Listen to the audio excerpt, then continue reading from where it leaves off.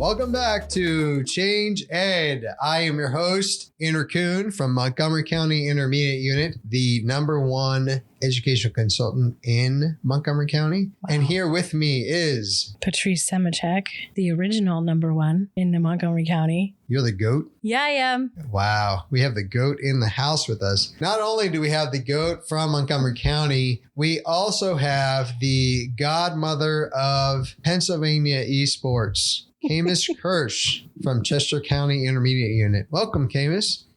Thank you so much for having me. I don't think I deserve the title of godmother, but I'm honored to be in the presence of such goats. No, I couldn't imagine how anybody would track this podcast already. Well, Kammas, we're excited to have you here.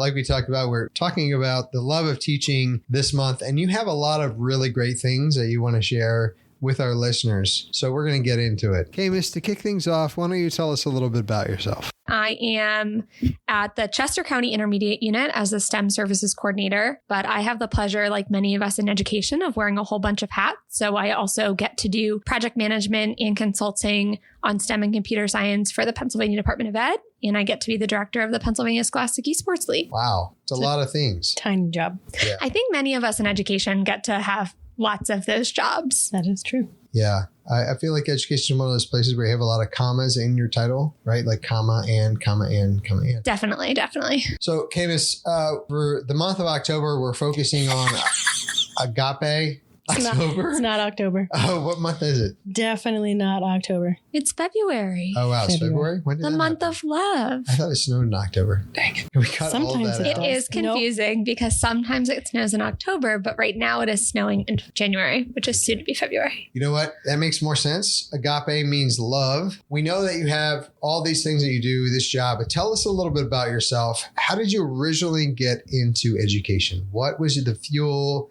that lit your flame to get you into this spot? That's one of my favorite questions. And I think as educators, we have to go back to our why, because what got us into teaching, regardless of what hat we wear in education now, is really hopefully what continues to fuel us. So I went into college thinking I was going to study medicine. I've always been excited by science. I'm still excited by science. Maybe we'll talk about that some other time. But what I found was that the times that I was really happy were times that I was getting to share what I was doing with others, whether that was helping my mom teach CCD in high school or in college. The only time I seemed to be calm in my whole freshman year was when I was teaching martial arts.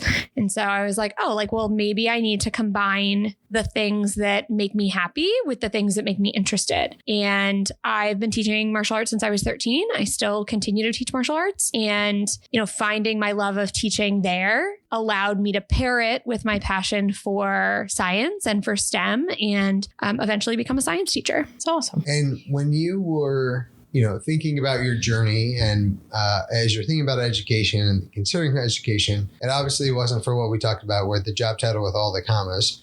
So you're thinking, okay, let me go into the classroom and teach. At what point did you think, I could consider something like working at an intermediate unit and supporting people in education? When did that happen? How did that transition happen for you? So I started teaching during after the housing crisis, and there was scarcity in so many different job fields that I was terrified that I wasn't going to have a job. My dad kept telling me, it's going to be fine. You're going to be teaching science. There's a high need. You'll be okay. But I wasn't sure. So, I ended up teaching at this really small school and wasn't really sure if it was going to be a forever place or a long-term place or what would happen. And I have been so fortunate in my career to land at jobs with incredible mentors and incredible leaders. And so I landed at the school with a principal who helped young teachers and new teachers gain leadership opportunities really early. And it's because it was a small staff. Everybody did everything. The commas started early. Right. And, I think it was my second year, she said, would you be interested in being on this curriculum team? And do you have any interest in helping us with our tech academy? So I have a commitment during the tech academy, maybe next year, but sure, teach me this curriculum thing. And I'd never written curriculum before. I was just a couple years out of school, and there were 4 or 5 of us that went to New York City to get trained and were expected to come back and train the rest of the staff. It was a pretty veteran staff. People had been there for a long time.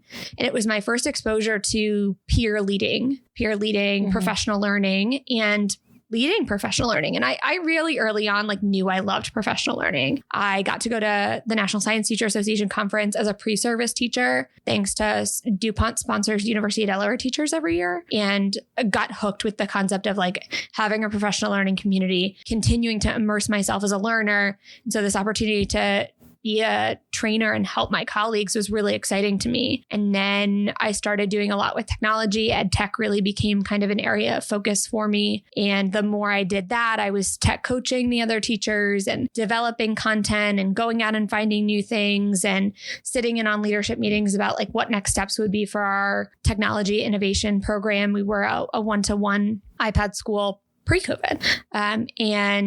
I found that I was teaching my students, but I was also doing a lot of supporting with my colleagues. And I realized I couldn't do both of those at the same time really well. And I felt like I had to pick one to put a little bit more effort into. And I was really excited about the idea of exploring what does it look like to support teachers as adult learners as a full-time job. And that's when I started looking for an opportunity to do that. Wow. That's impressive that you had a principal that was so willing to put, you said second year teacher, in a curriculum type position. I've never heard of a principal being that open. That's really She was cool. absolutely remarkable. She still is. I had lunch with her last week. That's awesome. She's still a remarkable person. And the way that she developed leaders and what those leaders have gone on to do across multiple states, across multiple schools, I think it just says a lot to her leadership. And it certainly shaped my view of a distributed leadership model and why, being a leader doesn't live at the top of a hierarchy. Yeah. We're all leaders in education, and how we choose to live that out, whether it's in our classroom and we lead by example or taking on opportunities, the kind of opportunities that led me to where I am. I'm super, super grateful for her leadership. What I love about this, and I love about what you're saying, is embracing something different, or not going your traditional route on how things are done, embracing something new, which this podcast, Change Ed, is all about. How do we embrace these changes? How do we consider new frontiers and look at new things to get a different result, right? The definition of insanity is doing the same thing over and over again and expecting to get something different out of it, but knowing that you won't. Kammas, when you look across your landscape of all the things that you do, all the things that you're responsible for, all the things that you help to support, what is it that gets you really excited and fired up about being part of education and things that you see, whether they're already developed or they're developing or coming to fruition? Maybe there's more than one thing, but what's the thing that you get excited about every day when you get up? You're like, yep, let's go. There's work to do. So I went to a training many years ago, and I have no idea who the presenter was, but her words continue to live with me.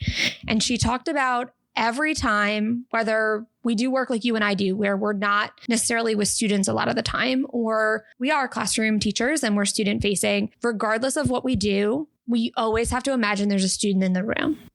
That, the idea of leaving an empty chair at the dinner table, there's always a student that we're working towards, or a student that we're working towards serving. And that concept is what fuels me. That's what gets me out of bed in the morning. That a lot of my work right now is not student facing. Yeah. I just had the opportunity to work with a student earlier today, which was kind of cool because I don't get to do that very often. But most of what I'm doing is working with teachers or school leaders or other statewide or national leaders. And it's so important to me that when we have conversations about what does the future of education look like, we either figuratively or literally have a student in the room. When we're doing strategic planning for a school, do we have an opportunity to get student feedback? When we're thinking about what's working in our classroom, are we asking students? And those are super scary questions. Yeah. And I think that's what I love, is finding other people that think about education student first. The idea of doing that with students is a really, I don't know if it's groundbreaking, but no one really thinks about it, right? No one thinks about that. Yeah, we all say we're doing it for the students, but if we're not inviting them to actually sit at the table or even pretend that they're sitting at the table, a lot of times we get caught up in the everyday and the work, not necessarily the joy of what we're doing. I think when I think about some of my most joyful moments of my education career, they've largely been things that students have done because or been able to do or experience because of some kind of back end work we've put in. When I was in the classroom, I think a lot about, developing my mock trial team and how we started from a totally coach led program and how it went to a totally student led program. My last year, they were like, no offense, if you're not here, we're fine at practice. Oh. Like we know what we're doing if somebody else has to come sit in. Yeah. Because we built systems to develop student leadership. Mm-hmm. And so when I think about the programming that we've developed at the IU, our esports programming, the chief science officer programming, the way the STEEL standards are coming to life in classrooms, they're all creating opportunities for students. And it's hearing the student impact, seeing it come to life for students that I think just reminds me why we do what we do. We know you said the magic E word, esports. Tony's not here. Tony is not here, and he's sad to not be here, but he said that the godmother of esports in Pennsylvania was coming and he wasn't worthy of being in the same space. Godmother. So I'm interested. I just want to give you an opportunity to kind of share from an esports lens, what does esports look like in this educational world that we're talking about, and what's the impact that it can have as we talk about changing perspective and taking on a new thought process. And I'll say I went into what is now being the director of the Pennsylvania Scholastic Esports League as a skeptic. I went in thinking, okay, we're going to have kids play video games. What's going to come out of this? Why?